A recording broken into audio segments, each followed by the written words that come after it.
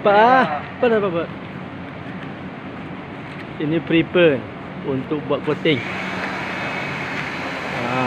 Ini Mr. Sabri. Ini Mizan Zaki.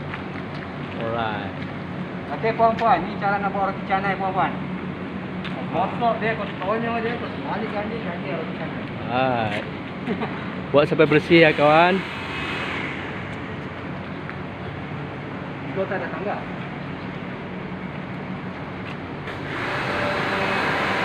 Ya. Aku apply di sebelah. Oh, Mr. Zaki masih melamun dia pagi.